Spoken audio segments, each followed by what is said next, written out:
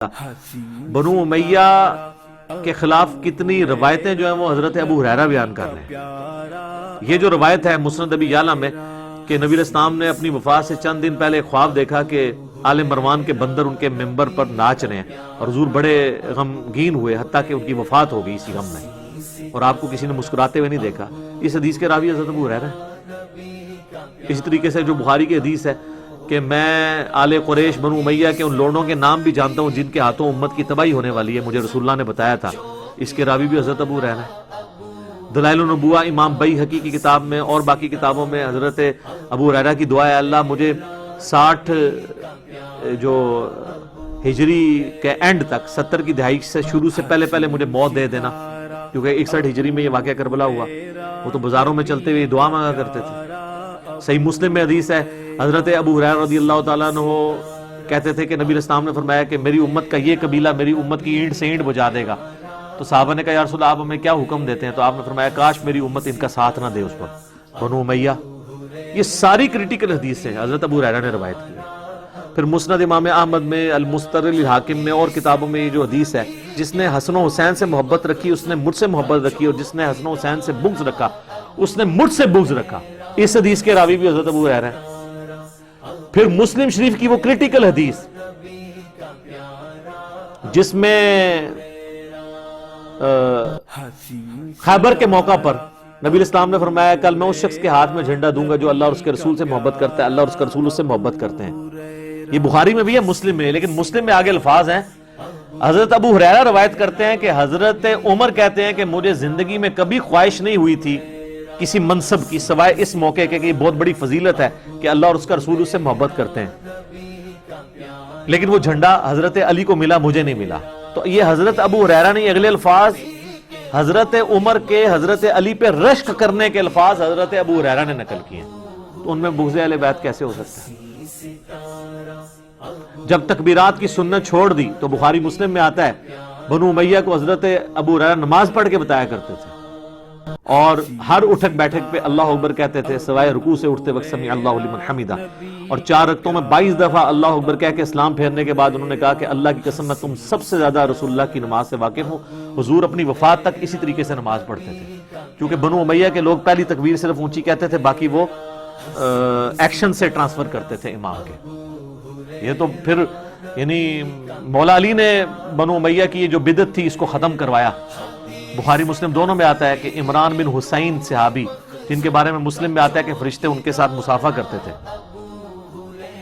پھر وہ کہتے ہیں میں نے داغ لگوایا تو مصافحہ کرنا انہوں نے ختم کر دیا، پھر ان کو فرشتے سلام کیا کرتے تھے، مصافحہ کے نہیں سلام کے الفاظ ہیں، تو پھر انہوں نے توبہ کی کہ میں اب داغ نہیں لگواؤں گا، تو پھر دوبارہ سے فرشتوں کا سلام ان کو آتا تھا۔ وہ صحابی کے ساتھ ایک تابعی نماز پڑھتا ہے، جب جنگ جمل کے بعد کوفہ جو ہے اور بصرہ کو خالی کروایا مولا علی نے، تو انہوں نے مولا علی کے پیچھے نماز پڑھی، تو وہ صحابی سلام پھیرتے ہی نا اس تابعی کے نا زانوں پہ یوں ہاتھ مار کے کہتے ہیں کہ آج مجھے علی نے وہ نماز پڑھائی ہے جو رسول اللہ کے پیچھے ہم پڑھا کرتے تھے۔ رسول اللہ صلی اللہ علیہ وآلہ وسلم ہر اٹھک بیٹھک پہ اللہ اکبر کہتے تھے اور رکوع سے اٹھتے وقت سمیع اللہ لمن حمدہ۔ یعنی حضرت عثمان کے دور میں ہی ان کے گورنروں نے نماز کی حالت بگاڑ دی تھی، کیونکہ جنگ جمل کے بعد اگر حضرت علی کسی نماز کو صحیح کر رہے ہیں تو اس کا مطلب اس سے پہلے خراب ہو چکی بھی تھی۔ تو پھر اس کے بعد حضرت معاویہ کا دور آتا ہے، اس میں دوبارہ سے یہ جب نماز خراب ہوتی ہے تو حضرت ابو ہریرہ پھر کہتے ہیں میں تم سب سے زیادہ رسول اللہ کی نماز سے واقف ہوں، تو یہ ان کی قربانی ہے۔ پھر مسلم شریف میں حدیث ہے کہ مروان بن حکم جو مدینے کا گورنر ہوتا ہے وہ کسی کام سے جاتا ہے تو پیچھے حضرت ابو ہریرہ کو گورنر بنا کے جاتا ہے، تو آتے ہی جناب وہ درباری شکایت لگاتے ہیں کہ ابو ہریرہ نے تو ہمیں نماز میں وہ صورتیں پڑھائی ہیں جمعے کی نماز میں جو علی بن ابی طالب کوفہ میں پڑھا کرتے تھے۔ یہ شکایتیں ہو رہی ہیں سر۔ تو مروان نے بلا کے ابو ہریرہ سے کہا کہ یہ تم نے یہ صحیح بات سنی؟ انہوں نے کہا میں یہ علی کی سنت نہیں، یہ رسول اللہ کی سنت ہے، علی جو کچھ کرتے تھے وہ رسول اللہ کی سنت پہ عمل کرتے تھے، تو تم یہ میری شکایت بنائی جا رہی ہے۔ یہ مسلم شریف ہے، مولانا شریف نہیں، مسلم شریف۔